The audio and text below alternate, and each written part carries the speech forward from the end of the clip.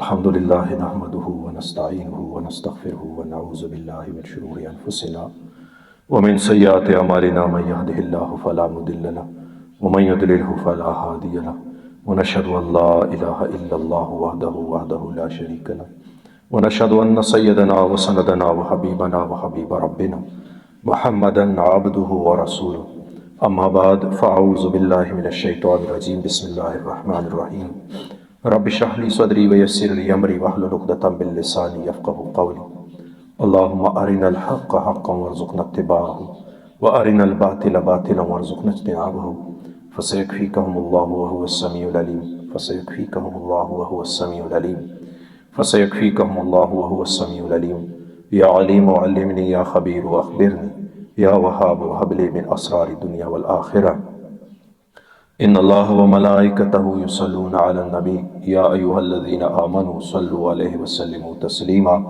اللہم صل علی سیدنا و مولانا محمد وعلی آل سیدنا و مولانا محمد معدن الجود والکرم ومنبع العلم والحلم والحکم وبارک وسلم اللہم صل علی سیدنا محمد عبدک ورسولک وصل علی المؤمنین والمؤمنات والمسلمین والمسلمات۔ محترم جماعت، ایک بڑا قابل قدر، بڑا محترم اور بڑا محبوب مہمان ہمارے اور آپ کے ہاں تشریف لانے والا ہے، اور دنیا کے اندر ایک دستور ہے کہ جب ایک محترم مہمان ہے اور کوئی ایسا مہمان ہمارے پاس آتا ہے کہ جس مہمان کے ساتھ ہماری قلبی محبت ہوتی ہے، تو ہم اس کے آنے سے پہلے تمام تر تیاریاں مکمل کر لیتے ہیں۔ ہماری کوشش ہوتی ہے کہ ایسے افعال، ایسے اقوال اور ایسے اعمال سے بچے رہیں کہ جو افعال، اقوال اور اعمال ہمارے محترم مہمان کو ناراض کر دیں، اور ہماری کوشش ہوتی ہے کہ ہم ایسے معاملات جاری کر دیں اپنی عادتوں میں، بلکہ ہم اپنے بچوں تلک کو سمجھاتے بجھاتے ہیں کہ تم نے اس طرح ان کے سامنے اپنا رویہ اختیار کرنا ہے۔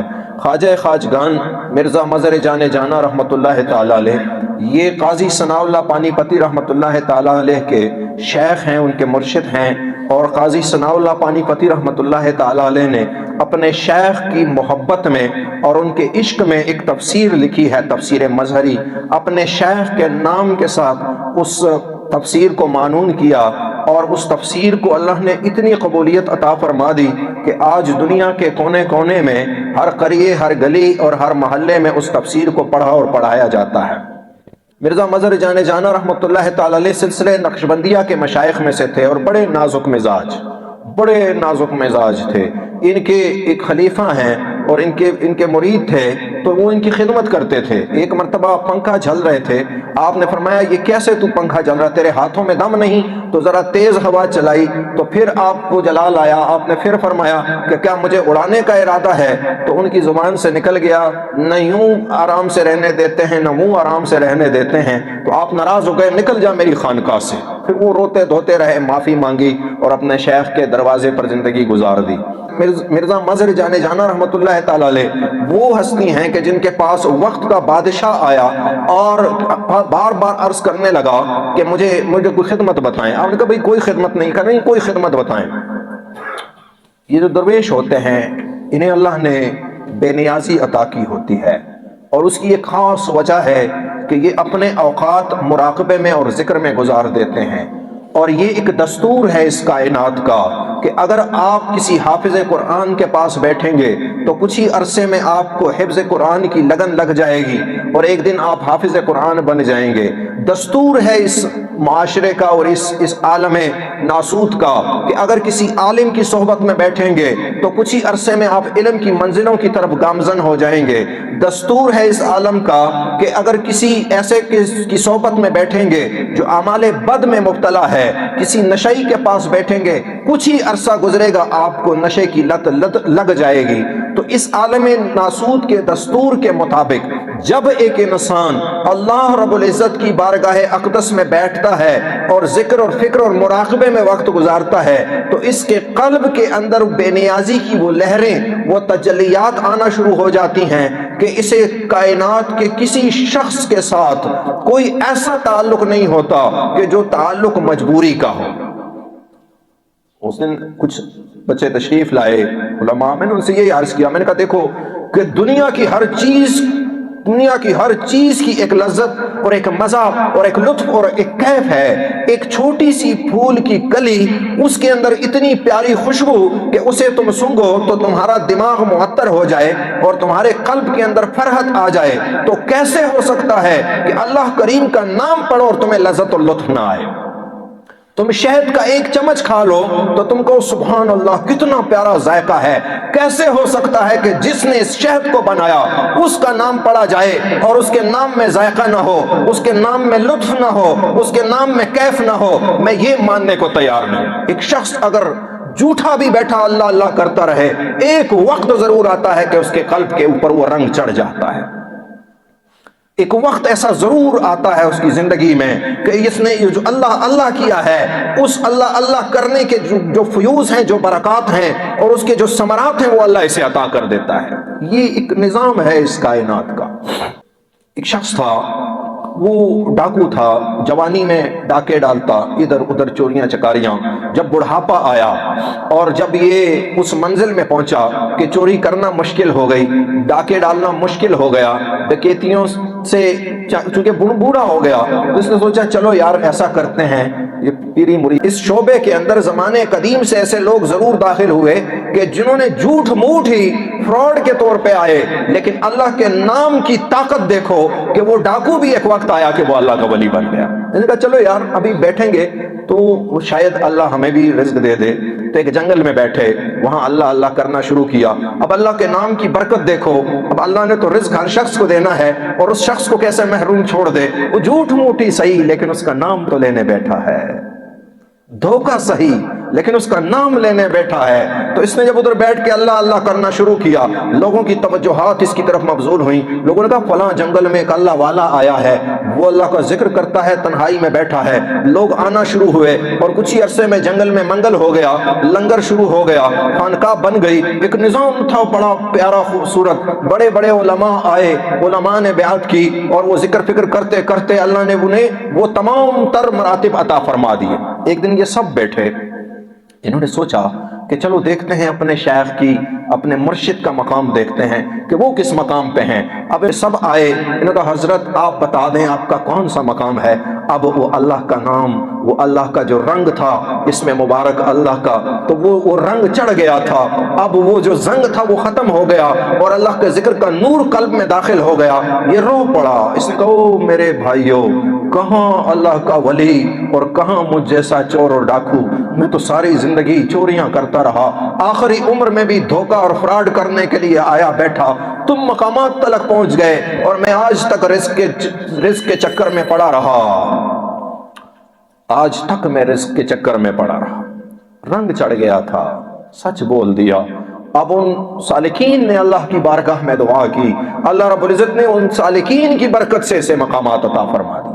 تو جب اللہ کا نام قلب میں داخل ہوتا ہے تو بے نیازی آ جاتی ہے۔ مرزا مظہر جانا رحمت اللہ تعالی علیہ سے بادشاہ کہتا مجھے کوئی خدمت بتلائیں، مجھے کوئی خدمت کا کچھ بھی خدمت نہیں ہے۔ آخر بہت تنگ کیا تو انہوں نے فرمایا اچھا وہ سامنے پڑا ہے برتن، تو اس میں سے مجھے پانی لا دو۔ یہ گئے، اس کے اوپر ایک ڈھکن ایک برتن پڑا تھا، اس میں سے پانی دیا، ان کو پانی لا کے دیا، پلایا، پھر واپس اس پہ وہ برتن رکھ دیا۔ اب وہ برتن تھوڑا سا ٹیڑھا رکھ دیا۔ اب یہ اتنے نازک مزاج، انہوں نے سر پکڑ دیا کہ او ہو بدبخت، تو مجھے کہتا ہے خدمت بتائیں، یہ چھوٹی سی خدمت تجھ سے نہیں ہو سکی، برتن تو نے صحیح نہیں رکھا، وہ جو سرپوش تھا وہ تو نے صحیح طریقے سے نہیں رکھا، ٹیڑھا رکھ دیا۔ ایسے نازک مزاج۔ تو جب مہمان آتا ہے اور جب کوئی قابل قدر مہمان ہوتا ہے تو ہم بچوں کو بھی تربیت دیتے ہیں۔ انہوں نے اپنے مرید سے کہا کہ تو اپنے بچوں کو لے آ میرے پاس۔ اب ان کو تو پتا تھا کہ شیخ تو بہت نازک مزاج ہیں اور بچے تو آرام سے بیٹھیں گے نہیں، بچے تو کھیل کود کریں گے، کوئی ادھر بھاگے گا کوئی ادھر بھاگے گا تو آپ کی طبیعت پہ بوجھ پڑے گا، تو وہ چپ کر گئے۔ ایک دو دن گزرے، حضرت نے پھر فرمایا تجھے میں نے کہا تھا بچوں کو لے آ، وہ نے کہا جی بس لے آؤں گا، پھر نہ لائے۔ تیسری مرتبہ پھر کہا تجھے جب میں نے کہہ دیا کہ تو بچوں کو لے آ، تو کیوں نہیں لا رہا بچوں کو؟ اب وہ مجبور ہو گئے، وہ بچوں کو لے کے آئے، کہنے اور پہلے سے بچوں کی تربیت کی۔ کہا کہ اگر ادھر ذرا بھی تم لوگوں نے حرکت کی کوئی تو تمہاری خیر نہیں، جا کے چپ کر کے بیٹھ جانا، جا کے شیخ کو سلام کرنا اور ہاتھ کو بوسہ دینا اور ایک طرف چپ کر کے خاموشی سے بیٹھ جانا، پھر جب میں اشارہ کروں تو نکل کے آ جانا۔ اب بچے ظاہر ہے وہ خطرے میں تھے، باپ نے کہا کہ ذرا بھی حرکت کی تو تمہاری ہڈی پسلی ایک کر دینی ہے میں نے، تو بچوں نے وہی طریقہ اختیار کیا جو باپ نے بتایا تھا۔ دوسرے دن شیخ نے فرمایا یار تجھے کہا تھا وہ بچوں کو لے آ۔ انہوں نے عرض کی حضور وہ کل میرے بچے ہی آئے تھے۔ فرمانے لگا اچھا میں تو سمجھا وہ تمہارے والدین تھے، اگر وہ بچے ہوتے تو ان میں سے کوئی میری ٹوپی اٹھا کے لے جاتا، کوئی میرے کندھے پہ چڑھا ہوتا، کوئی میری داڑھی سے جھول رہا ہوتا، کوئی میرے سارے برتن اور کپڑے ادھر ادھر پھینک رہا ہوتا۔ وہ تو والدین تھے تمہارے، وہ تو آئے بڑے ادب تمیز سے بیٹھے اور رخصت ہو گئے۔ تو بچہ تو شرارتی ہوتا ہے، تو جب ہمارے ہاں مہمان آتا ہے تو عزیزان گرامی ہم اپنے بچے کو تربیت دیتے ہیں کہ اس کے سامنے ذرا ادب سے رہنا، ذرا احترام سے رہنا، ذرا خیال کرنا کہیں مہمان ناراض نہ ہو جائے۔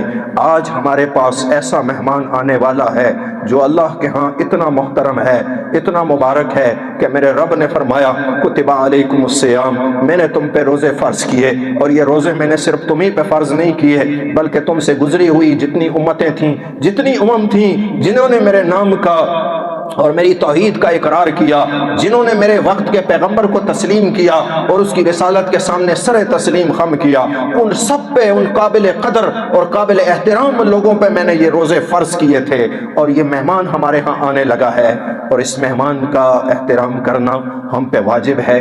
کہیں یہ مہمان ہم سے ناراض ہو کے نہ چلا جائے، کہیں اللہ کی بارگاہ میں ہماری شکایت نہ لگا دے کہ تیرے بندوں کے پاس میں گیا تھا انہوں نے میری کوئی قدر کوئی منزلت نہ کی۔ رمضان بڑا مبارک مہینہ، سال میں 2 مرتبہ میں اپنے گھر میں سیڑھیوں پہ بیٹھ کے روتا ہوں، ایک خوشی کا رونا ہوتا ہے اور دوسرا جدائی اور غم کا رونا ہوتا ہے۔ جب رمضان کا چاند دیکھنے کے لیے لوگ اپنے اپنے محلوں اور گلیوں اور جگہوں چھتوں پہ جمع ہوتے ہیں، میں اپنی سیڑھیوں پہ بیٹھ کے اس کے آنے کا انتظار کرتا ہوں، اور جب اس کی رخصتی کا منظر ہوتا ہے، عزیزان گرامی ہمارے اور آپ کے پاس وہ مہمان آنے لگا ہے جس مہمان کی اگر کسی نے قدر کی ہو تو اللہ رب العزت سے حشر والے دن قدر و منزلت عطا فرمائیں گے۔ ہمارے پاس وہ مہمان آنے لگا ہے کہ جس کی قدر و منزلت کرنے والے کے لیے میرے رب نے فرمایا کہ میں خود اس کا بدلہ ہوں، میں خود تمہیں اس کا بدلہ عطا کروں گا۔ عزیزان گرامی یہ وہ مہمان ہے کہ اس مہمان کے آنے سے پہلے پہلے ہمیں تیاری کر لینی چاہیے۔ جتنا بھی آپ گھروں کے اندر فراخی ڈال دیں، اپنے رزق میں وسعت اور فراخی اختیار کریں، اپنی وسعت کے مطابق فراخی اور اختیار کر لیں۔ اب بازاروں میں جانا اس سے پہلے پہلے کہ رمضان کا پہلا دن شروع ہو جائے، جتنی بھی خریداری رمضان کی متعلقات میں سے ہے وہ خریداری کر کے گھر میں رکھ دیں تاکہ پھر بازار جانا نہ پڑے، کیونکہ بازاروں کے اندر جانا خطرے کو دعوت دینا ہے۔ بد نگاہی، بد سماعی، بد زبانی اور بہت ساری ایسی چیزیں وہاں موجود ہوتی ہیں کہ نفس اور شیطان ہمیں لپیٹ میں لے لیتے ہیں، اور پھر ہم ایسے چکر میں پڑ جاتے ہیں کہ ہمارا رمضان، ہمارا روزہ، ہماری عبادت، ہماری اطاعت خطرے میں پڑ جاتی ہے۔ تو اس سے پہلے پہلے بازار سے اپنی خریداری لے لیں، اور جتنے بھی رشتے ناتے ہیں ان سے صلح کر لیں، ان سے رشتے جوڑ لیں۔ اس مہینے کے اندر تھوڑا دیکھو فراخی اور سخاوت اللہ رب العزت سخی کو پسند فرماتا ہے۔ یہ جو میں بار بار کہتا ہوں کہ سخاوت کر لو، سخاوت کر لو، اللہ سخی کو پسند فرماتا ہے۔ اور وہ شخص کیوں سخی نہ ہو جو اپنے دن کا اکثر اوقات، اکثر لمحات اللہ کے ذکر میں گزار دے۔ تو اپنے رشتہ داروں کے ساتھ صلح کر لیں، جن کے ساتھ قطع تعلقی ہے تعلق جوڑ لیں، تھوڑا سا سحری یا افطار کے وقت کا جو کھانا ہوتا ہے، جو تھوڑے پکوڑوں کا آٹا، کچھ تھوڑا سا اچار، کچھ ایسی کھجوریں تھوڑی سی، یہ چھوٹے چھوٹے پیکٹ بناؤ اور اپنے رشتہ داروں کے گھروں میں بھیج دو رمضان کے داخل ہونے سے پہلے پہلے۔ بہت سارے لوگ انتظار کر رہے ہوتے ہیں رمضان آئے گا تو پھر میں نیکی کے کوئی کام کروں گا. تو میرے بھائی رمضان کے آنے سے پہلے پہلے وہ چیزیں پہنچا دو. اگر ان چیزوں کی خریداری پہ ان لوگوں نے وہ پیسے خرچ کرنے تھے وہ بچ جائیں گے، کسی اور چیز پہ خرچ ہو جائیں گے. تو یہ کوشش کریں کہ اس مہینے کے اندر اپنے رشتہ داروں کے ساتھ تعلق استوار کر لیں، تھوڑی تھوڑی چیزیں لے کے جائیں. اچھا کچھ لوگ ذہنی معذور ہوتے ہیں، ہم کہتے ہیں نا میں اس کے پاس گیا تو اس نے میری جو ہے نا بس صلح کرنی چاہیے، معافی مانگنی چاہیے. اب کہ کوئی ایسے لوگ ہوتے ہیں جو ذہنی معذور ہوتے ہیں، ہم ان سے معافی مانگتے ہیں لیکن وہ بات کو بڑھا دیتے ہیں. اس کی وجہ یہ ہے کہ وہ ذہنی معذور ہوتے ہیں. یہ ذہنی معذوری کی ایک علامت ہے. اب کوئی دیوانہ ہے، کوئی پاگل ہے، اس نے کوئی ایسی حرکت کر دی، ہم کہتے ہیں کوئی بات نہیں، ذہنی معذور ہے. تو یہ شخص بھی ذہنی معذور ہے، اس کے ساتھ بھی یہ رویہ کریں کوئی بات نہیں، یہ ذہنی معذور ہے، اس کے ساتھ ہم نے نیکی کا سلوک ہی کرنا ہے. تو رشتہ داروں میں آپس میں صلح کر لیں اور کوشش کریں کہ اس مہینے کے اندر کوشش کی جائے، پریکٹس کی جائے کہ ہم تہجد پڑھیں، ہم نماز میں دھیان لگائیں، ہم ذکر میں دھیان لگائیں. بہت سارے لوگ کہتے ہیں تھوڑا ٹائم پاس کرنے کے لیے بازار جائیں، تھوڑا ٹائم پاس کرتے ہیں فلاں جگہ جائیں. تو وہ ٹائم پاس نہیں ہو رہا بلکہ آپ پاس ہو رہے ہیں. کہاں پاس ہو رہے ہیں؟ گناہ کی طرف.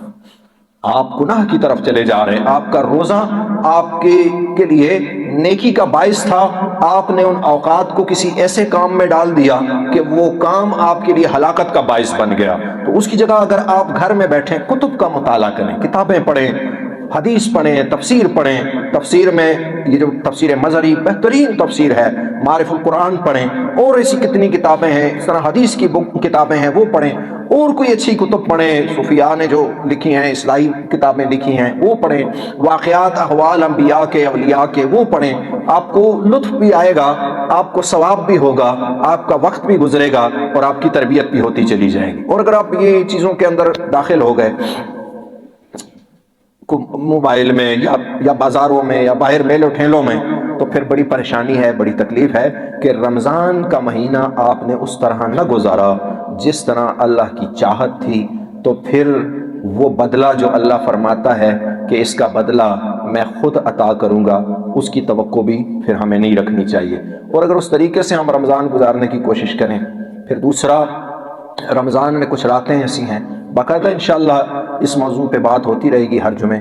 اور جمعے کے دن یہ بھی کوشش کریں گے کہ رمضان میں ہم بہت اہتمام کے ساتھ ذکر کی مجلس میں شامل ہوں، بہت اہتمام کریں، کیونکہ اس مجلس کے اندر تمام مجالس جتنی بھی ہوتی ہیں، میرے حبیب، میرے محبوب، میرے سید، میرے آقا حضرت محمد مصطفیٰ صلی اللہ علیہ وسلم کا ارشاد مبارک ہے کہ جہاں مسلمان جمع ہوتے ہیں، 40 مسلمان، مختلف روایتیں ہیں، جب ان میں سے ایک ایسا ہوتا ہے کہ جو اللہ کا ولی ہوتا ہے، ایک ایسا ہوتا ہے جس کی دعا اللہ کے ہاں مقبول ہوتی ہے. تو جب ہم ذکر کی محفل میں بیٹھتے ہیں، ایک تو تربیت ہو جاتی ہے، دوسری جب دعا ہوتی ہے تو ان میں سے کسی ایک کی آمین کی وجہ سے ہم سب کی دعا قبول ہو جاتی ہے. تو کوشش کریں گے انشاءاللہ کہ رمضان میں ہم باقاعدہ اہتمام کے ساتھ جمع ہوں اور اللہ کا ذکر کریں، اور یہاں سے جو تربیت اور جو بات وہ ہم سیکھیں اس کو اپنی عملی زندگی میں اختیار کرنے کی بھی کوشش کریں گے انشاءاللہ. تو اللہ مجھے بھی عمل کی توفیق عطا فرمائے اور آپ کو بھی عمل کی توفیق عطا فرمائے.